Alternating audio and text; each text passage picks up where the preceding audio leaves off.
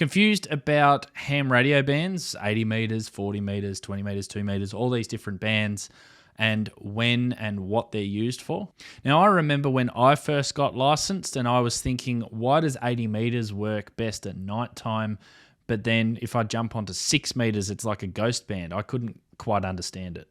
Well, I'm going to explain every major ham radio band in this video to help you understand as a beginner. And I'm going to give you some tips that most hams often overlook when operating on these particular bands. Now, this all comes from when I first got licensed. As I mentioned, I started out building my first ever antenna for the 15 meter band, 21 megahertz. And I built this inverted V dipole antenna. Lots of people will tell you about dipole antennas when you become an amateur radio operator, that it's a simple antenna to build. I built one for 15 meters. I got on the air. I kept calling CQ. I kept listening around. I couldn't hear anyone. I couldn't work anyone. I couldn't hear anyone. And I didn't realize that I was at the bottom of the solar cycle when I got my license. That's one of the reasons why. Another reason was just the fact that no one was on the band at that particular time when I was calling, and I couldn't hear anyone. It wasn't a very effective band to be starting off with. Now, the first band that we're going to talk about is the 160 meter band. This is also known as the top band. This is around 1.8 megahertz or so. So it's nicknamed the top band. It's the lowest amateur radio band, major amateur radio band. There are a couple of other lower bands, but for this video, we're just going to stick to some of the major ones. And it's also the most difficult HF band to get onto due to the large wavelength, because we're very low in frequency, so it's quite a large wavelength. Quite large antennas are required, or rather than a large antenna, you might need a very small antenna, inefficient antenna that requires, lots of different tuning, mag loops, for instance. They're quite rewarding, though, when you do get them to work. Now, the band, as it works, is propagation is ground wave by the day. So an NVIS, near vertical incident skywave, during the day. At night, and F-layer DX by night. So you can get long distances on the 160 meter band, but we would rely more on local distances, and we'll go into some distances soon. Now, so it's best for local regional comms at night and hardcore DX during the winter. And the reason for that during the winter is due to tropical and mid-latitude thunderstorms causing high levels of static in the summer. So it makes the winter evenings the best for this particular band. Now, the distances that we talked about before, daytime 100 to 300 kilometers or 60 to 190 miles. Nighttime, you can get out a little bit further, 300 to 1200 kilometers, 190 to 750 miles. And DX up to 2,500 kilometers in some really good conditions. So the best thing about this band is that it works really good in low noise locations, such as rural locations and places where you can put up big antennas. So don't let that scare you off the 160 meter band, though, because it is a good band to get on and to have a bit of a play with. Definitely some other antennas that are good on this band, as I mentioned, are beverage antennas, loop antennas, four-square antennas. If you can get a dipole, a half-wave dipole is 80 meters, so it's quite large antenna, so you need quite a lot of space. But you can still build little loops and things as well. The next band that we're going to talk about is the 80 meter / 75 meter band, depending on where you are in the world, will depend on what frequencies you're allocated. So about 3.5 megahertz up to 4 megahertz. So propagation for this particular band is near vertical incident skywave, NVIS. Quickly, NVIS is sort of shorter distance. Your signal's going straight up and then coming straight back down over a shorter distance. That's a simplistic way of looking it up, but I'll put a just short description here on the screen of what NVIS is, and then you can read into that a little bit more. So that's during the day. So 80 meters, not sort of all that good during the day. We're sort of thinking still local comms as well. You might get around town, maybe around the city. You probably won't extend much further than that during the day.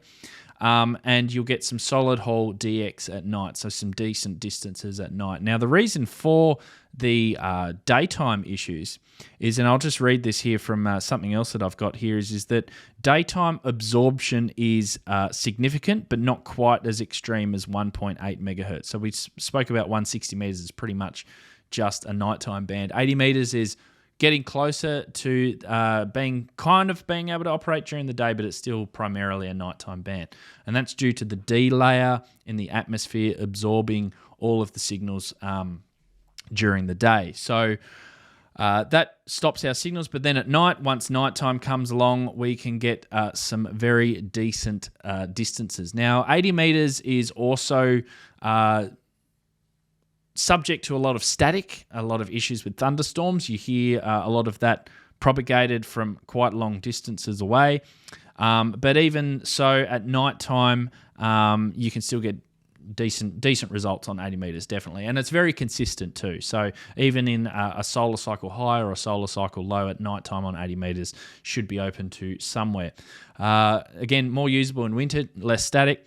Distances that we're talking about here during the day, we're kind of looking at sort of, up to 100, 200 kilometers, maybe, depending on the time of day. Definitely as it starts to get towards dusk, you'll be a lot better off. But yeah, those sort of distances at nighttime, we're talking about 800 to 3,000 kilometers. So quite, a lot further. But it is a good choice, though, for reliable regional communications and also some other things, especially at nighttime. So you can rely on 80 meters at night. Moving on, we'll go to 40 meters, so the 40 meter band. So this band is probably the band that most people get started on when they begin. So this is 7 megahertz to 7.3 megahertz. The nickname that I've got down here is the workhorse of HF.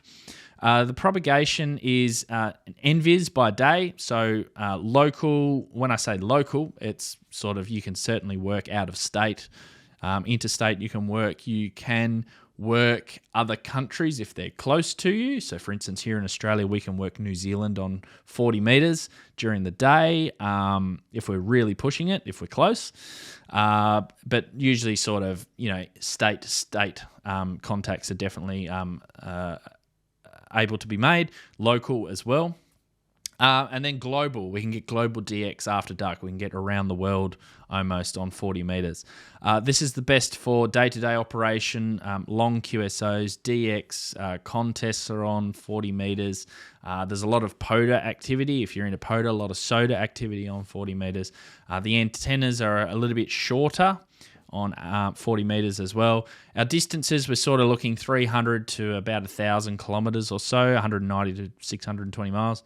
Nighttime, 2,000 to 5,000 kilometers, sometimes even more. So usually here in the evening, I'll hear, or evening, afternoon, I'll start to hear Europe, which is certainly, tens of thousands of kilometers. And sometimes I'll also hear the United States when it's dark here and it's still the middle of the night over there, I think. I'm trying to think of times. But it is very crowded during contests. It is also definitely known for the top end of 40 meters wherever you are in the world as a broadcaster's delight.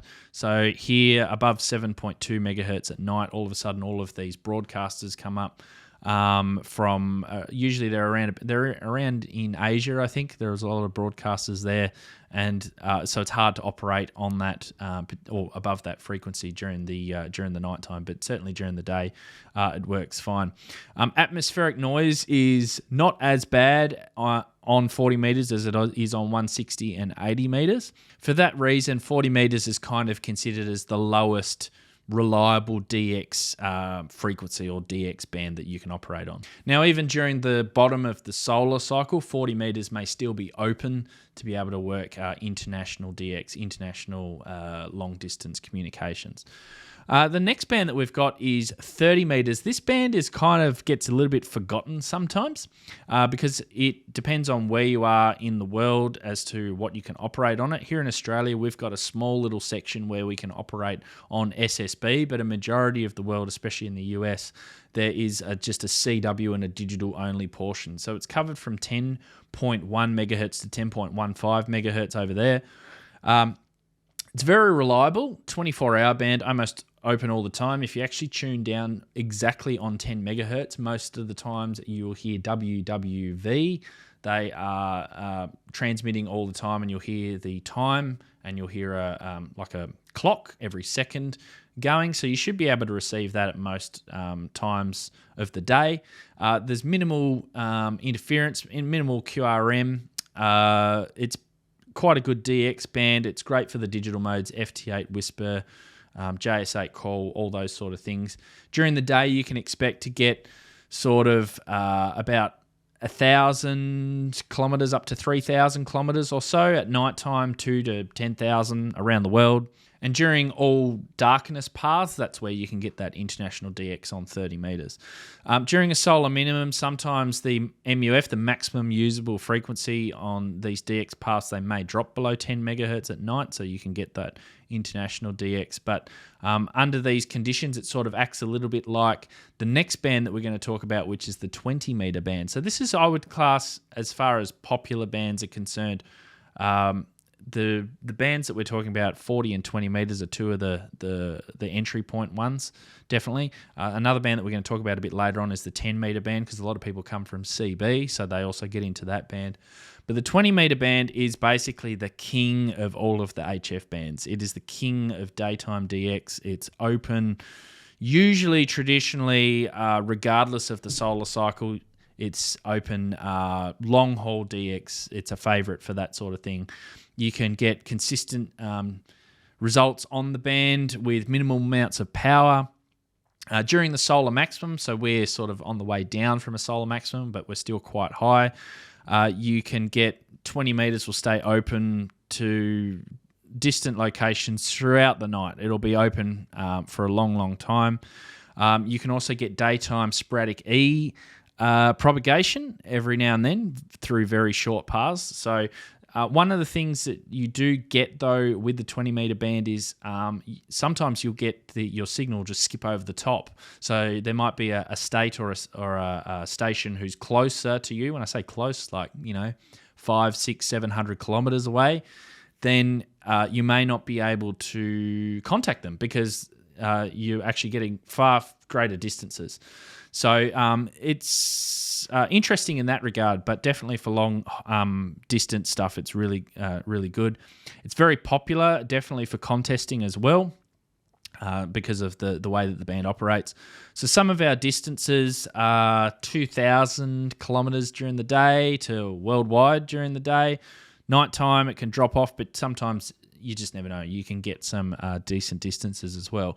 Now, one of the tips that I've also got for you too is that if you ever say the bands are dead, go to 20 meters, because you're probably going to hear somebody or something, especially if you go to 20 meters FT8. That is usually the loudest signals or bunch of signals that you will hear on the band. So head over to 20 meters if you see that the bands are dead. So we're going to go to a couple of other quick ones here. 17 meters. This is a WARC band, 18.068 megahertz to 18.168 megahertz, 17 meters. It's similar to 20 meters, not as crowded. You can still get those long haul voice and digital contacts.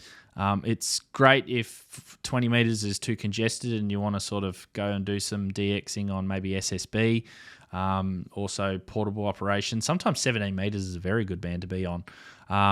And during the solar cycle, the effects are felt a lot more. So during the top of the solar cycle, it can be very, very busy. So it's ever reliable for that. Now moving on to 15 meters. So 15 meters is 21 megahertz to 21.45 megahertz.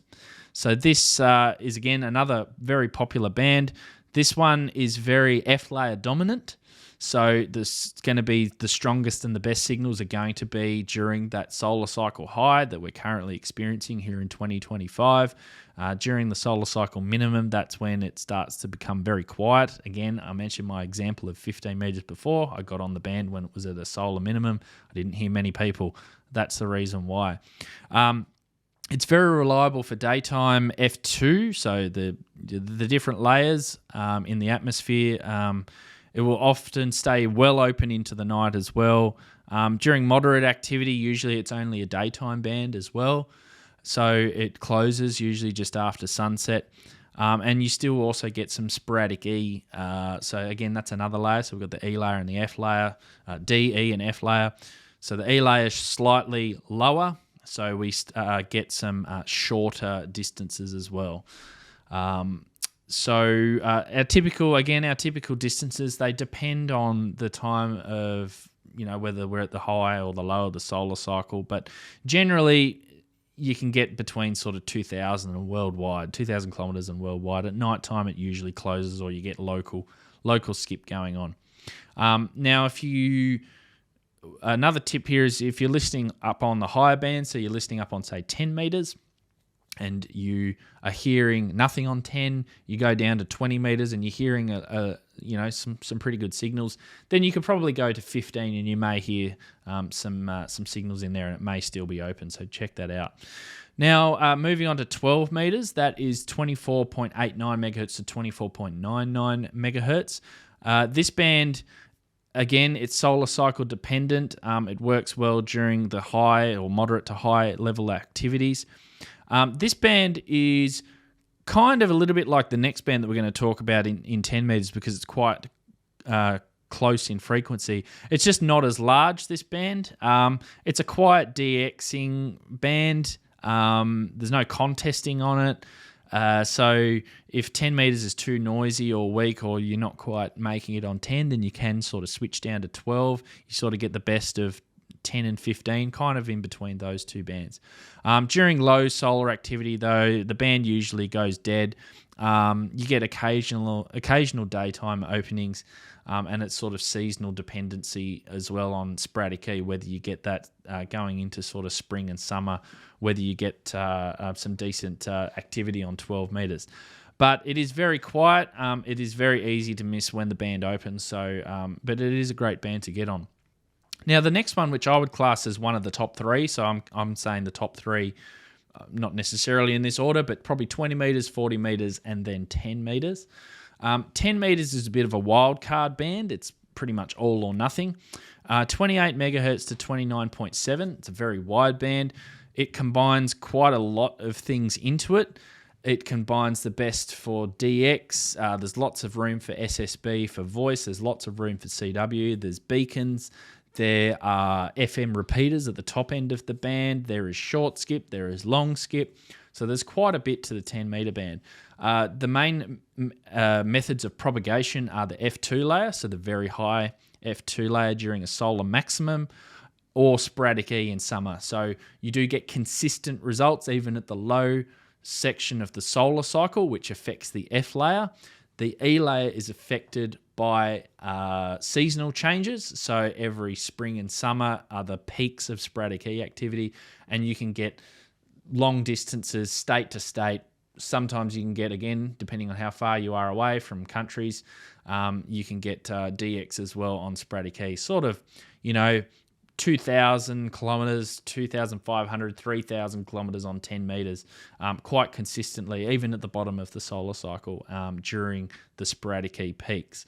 Now, usually, 500 to 2,000 kilometers is generally the distances that you get on that. But during the solar cycle peak on the F layer, we can get between 2,000 and worldwide. You could talk all around the world on 10 meters when it's really open. At nighttime, it usually closes, though. There are some exceptions to that. So if sporadic E activity is still happening after night, after dark, you can still get those 500 to 2,000 kilometer distances. So there's lots of different things that you can listen to on 10 meters. You can listen to the beacons down the low end, so they are usually between 28.2 and 28.3 megahertz.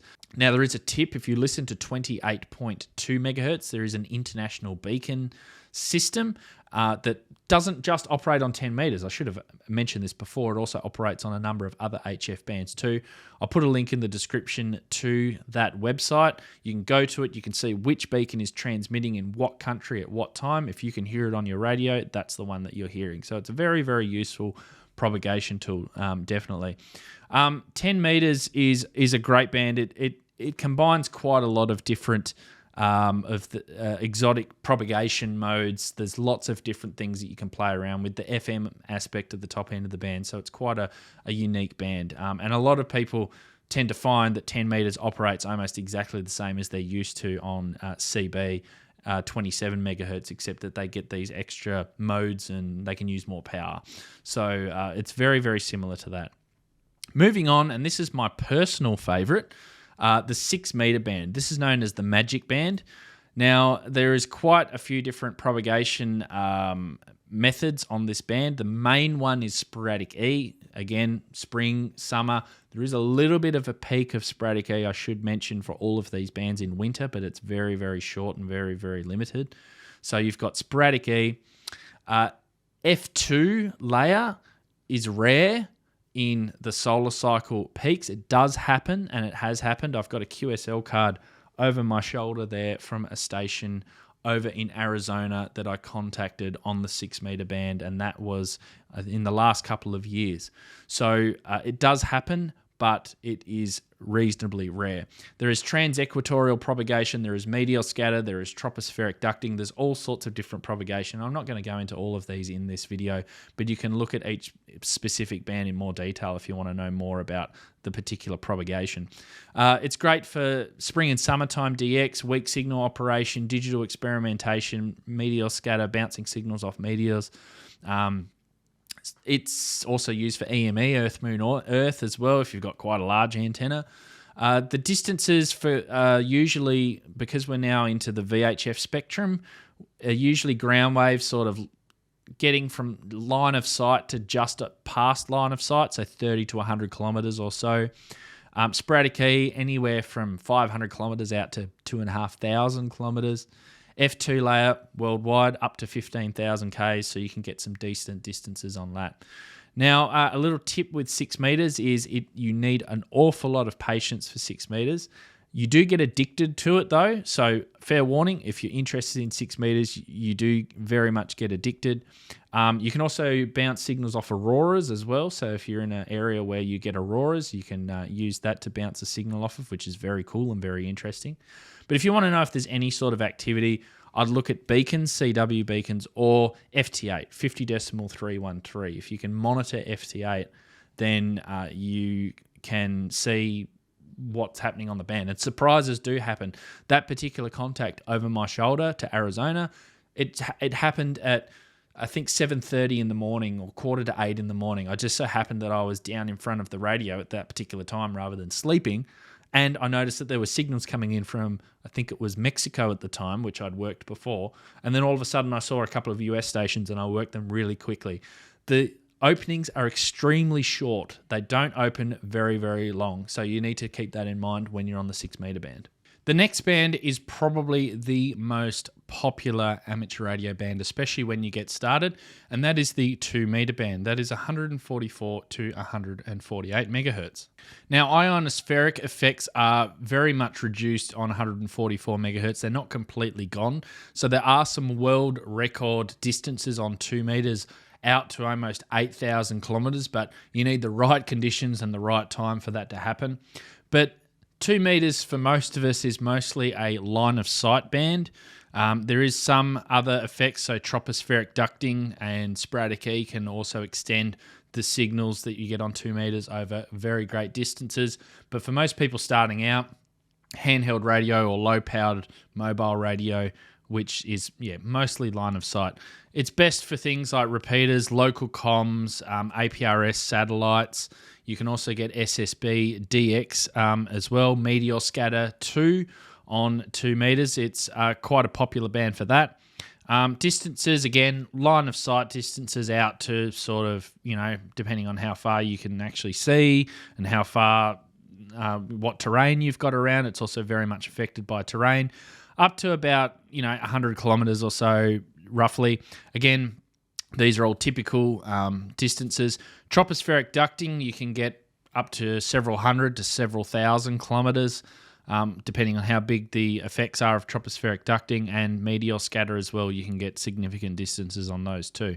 SSB on 2 meters is a very underutilized mode, and weak signal work is very, very popular in getting those long distances as well. So if you live in areas where you're next to large bodies of water, especially in warmer climates, so one that I can think of is here in Australia. We've got a couple of the Great Australian Bight. There's a lot of coastal activity there between Perth and Adelaide, and also from, say, far north Queensland or Brisbane, Sydney across to New Zealand. The other one that I can also think of is between California and Hawaii. That is quite a big one as well.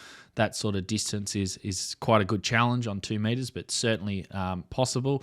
Europe, you're kind of looking at those distances going to be dependent on how much of the coast you're actually getting. This is for tropospheric ducting, by the way. So, it's all going to vary a little bit. So terrestrial weather actually plays quite a big role in the 2 meter band and getting long distances on that. But for most of us, it's mostly line of sight without any enhancement going on at all. Moving on to the 70 centimeter band, that is probably the second most popular band. The first band in the UHF portion of the band for amateurs. So 420 to 450 megahertz, again, line of sight, but slightly sharper, higher path loss than 2 meters. It gets more multipathing. It gets more affected by terrain. It gets more affected by buildings, all that sort of thing. It's good for repeater coverage if you've got lots of different 70 centimeter repeaters, dense repeater coverage. It's good for those in cities and buildings to be able to penetrate through buildings and through spaces like that due to the smaller wavelength. It's good for digital voice and also for satellites too. But again, you're limited in the distances that you're going to get. Again, it is affected like 2 meters with tropospheric ducting. You can get very long distances on 70 centimeters, but generally you're sort of looking at reasonably short distances. It is great though because the antennas, and as we've been going from the bottom end of HF with our really long antennas and big antennas, we've gotten to 70 centimeters, and this is good for small portable antennas and small Yagis. So you can have little handheld Yagis. A lot of you will probably have seen a lot of people working satellites with a handheld antenna. One side's got really long elements for 2 meters. The other side's got really shorter elements for 70 centimeters. So it's really good for that portable operation. However, again, if you are over those water paths that I mentioned before, then you can get very long distances. In the actual fact, the world record is over 4,000 kilometers. So it's quite a long distance indeed. Let me know in the comments below what your favorite amateur radio band is and why. I'd be very interested to know. Now, I'm also doing a course for beginners on all sorts of things. I've asked you what is or has been your struggles. I've also drawn upon my experiences as a beginner when I started in amateur radio to develop this course. It's called Ham Radio Hero to Zero in 30 Days. Now, I'm in the process of developing this course. If you are interested in what it's all about, then there is a link in the description below to go onto the wait list and get informed when I actually finish the course. It is still a work in progress. And check out that link in the description below. I've also done a couple of other beginner videos as well for those that are interested, and you can see those on the screen right now.